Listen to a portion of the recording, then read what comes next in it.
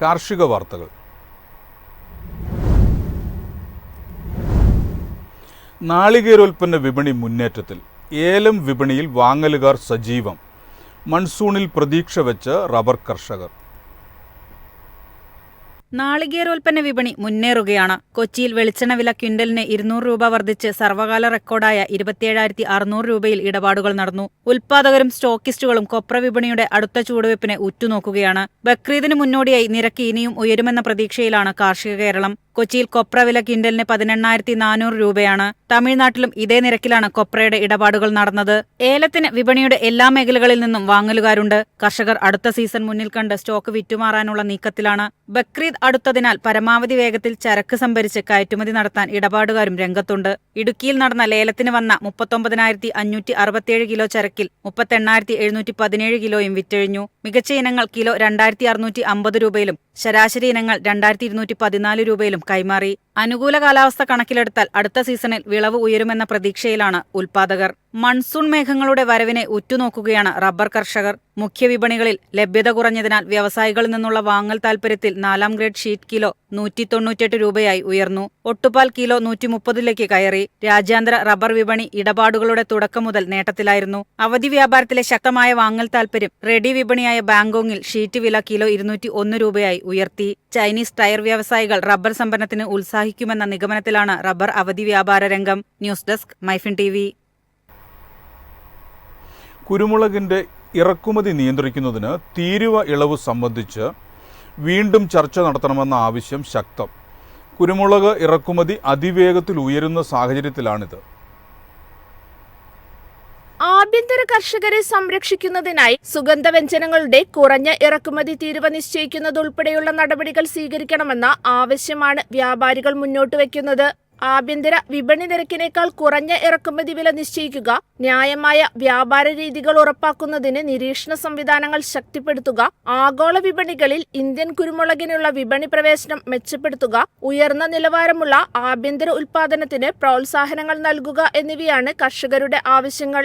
ശ്രീലങ്കയിൽ നിന്നും വിയറ്റ്നാമിൽ നിന്നും ഇന്ത്യയിലേക്ക് വൻതോതിൽ കുരുമുളക് ഇറക്കുമതി ചെയ്യുന്നുണ്ട്. ഇത് ആഭ്യന്തര വിപണിയിൽ ഇന്ത്യൻ കുരുമുളകിന്റെ വില ഇടിയാൻ കാരണമായിരിക്കുകയാണ്. കഴിഞ്ഞ 3 ആഴ്ചയായി 5% കുരുമുളക് വില ഇടിഞ്ഞത്. News desk MyFin TV. Indian തേയിലയുടെ പേരിൽ ആഫ്രിക്കൻ തേയില കയറ്റുമതി വ്യാപിക്കുന്നു. നടപടിയുമായി ടീ ബോർഡ്. ഇന്ത്യൻ തേയില എന്ന വ്യാജേന ആഫ്രിക്കൻ തേയില ഇറക്കുമതി ചെയ്ത് പ്രീമിയം ഇന്ത്യൻ ബ്രാൻഡാക്കിയാണ് വിദേശ വിപണിയിലെത്തിക്കുന്നത്.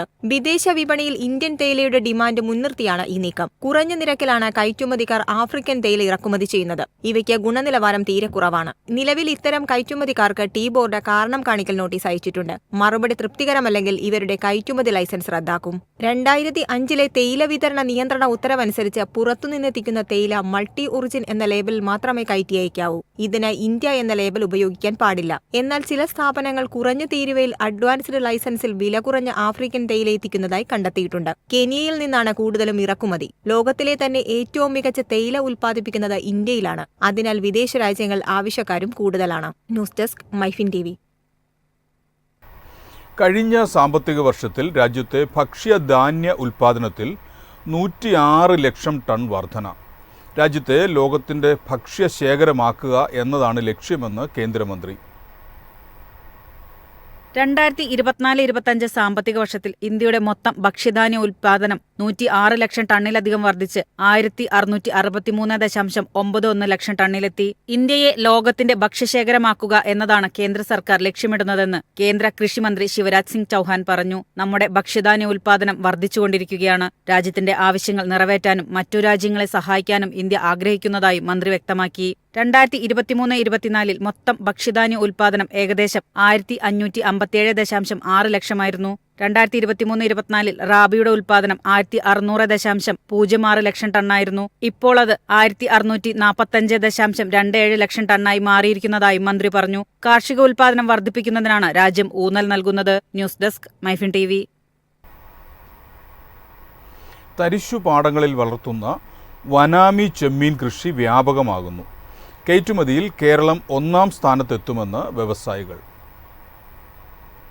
മറ്റിടങ്ങളിൽ നിന്നുള്ള വനാമി ചെമ്മീന്റെ ലഭ്യത കുറഞ്ഞതിനാൽ മത്സ്യക്കയറ്റുമതി വ്യവസായത്തിൽ കേരളം മുന്നേറുകയാണ്. വനാമി ചെമ്മീൻ, മത്തി, അയല, ട്യൂണ, കൂന്തൽ എന്നിവ സംസ്കരിച്ച് കയറ്റി വയ്ക്കുന്നുണ്ടെങ്കിലും ചെമ്മീനാണ് മുൻപന്തിയിലുള്ളത്. ഓങ്കി ദുരന്തത്തിന് ശേഷമാണ് അയൽ സംസ്ഥാനങ്ങളിൽ നിന്ന് വനാമി ഇനത്തിലെ ചെമ്മീൻ കേരളത്തിലേക്ക് എത്തുന്നത്. മത്സ്യ സംസ്കരണ കയറ്റുമതി മേഖലയെ കൈപിടിച്ചുയർത്താൻ തരിശുപാടങ്ങളിൽ വനാമി ചെമ്മീൻ കൃഷി ചെയ്യണമെന്നും വ്യവസായികളും വിദഗ്ധരും ആവശ്യപ്പെടാൻ തുടങ്ങിയിട്ട് നാളുകളേറെയായി. എന്നാൽ വർഷങ്ങൾ പിന്നിട്ടിട്ടും ഈ ആവശ്യം പരിഗണിക്കപ്പെട്ടില്ല. കേരളത്തിലെ പാടശേഖരങ്ങളിലും വനാമി ചെമ്മീൻ കൃഷി ചെയ്യാനാകുമെന്ന് central institute of backwater aquaculture നടത്തിയ പഠന റിപ്പോർട്ട് പുറത്തു വന്നതോടെ കേരളത്തിലും വനാമി കൃഷിക്ക് കളമൊരുങ്ങുകയാണ്. News desk MyFin TV. രാജ്യത്തെ പുകയില കർഷകർ പ്രതിസന്ധിയിൽ. അമിത ഉൽപാദനമാണ് വിലയിടിവിന് കാരണമായത്. കഴിഞ്ഞ 4 വർഷത്തിനു ശേഷമാണ് വിലയിൽ കനത്ത ഇടിവ് നേരിടുന്നത്. 30 മില്യൺ കിലോഗ്രാമിൽ നിന്നും ഉൽപാദനം 3 ഇരട്ടിയായി വർദ്ധിച്ച് 20 മില്യൺ കിലോഗ്രാമിലെത്തിയതായാണ് റിപ്പോർട്ട്. കഴിഞ്ഞ 4 വർഷക്കാലമായി പുകയിലേക്ക് കനത്ത ഡിമാൻഡുണ്ട്. നെല്ല്, ചോളം, പയർവർഗ്ഗങ്ങൾ എന്നിവയുമായി താരതമ്യപ്പെടുത്തുമ്പോൾ കൂടുതൽ ലാഭകരമായത് പുകയില കൃഷിയാണ്. ഇതാണ് പല കർഷകരെയും ഇതിലേക്ക് ആകർഷിച്ചത്. ആഗോള വിപണികൾ പുകയിലേക്ക് ഇടിവുണ്ടാകുമെന്ന മുന്നറിയിപ്പ് പുകയില ബോർഡ് നൽകിയിട്ടുണ്ട്. പുകയില കൃഷി വികസിപ്പിക്കരുതെന്ന നിർദ്ദേശമാണ് കേന്ദ്ര വാണിജ്യ മന്ത്രാലയത്തിന് കീഴിലുള്ള പുകയില വിള നിയന്ത്രണ സ്ഥാപനമായ പുകയില ബോർഡും വ്യാപാരികളും നൽകിയിട്ടുള്ളത്. രാജ്യത്ത് ഏറ്റവും കൂടുതൽ പുകയില ഉൽപ്പാദിപ്പിക്കുന്ന സംസ്ഥാനം ആന്ധ്രാപ്രദേശാണ്. അതിനാൽ ആന്ധ്രയിലെ പുകയില കർഷകർ പ്രതിഷേധത്തിലാണ്. വിഷയത്തിൽ സർക്കാർ ഇടപെടണമെന്നാണ് കർഷകരുടെ ആവശ്യം. News desk MyFin TV. കമ്പോള നിലവാരം.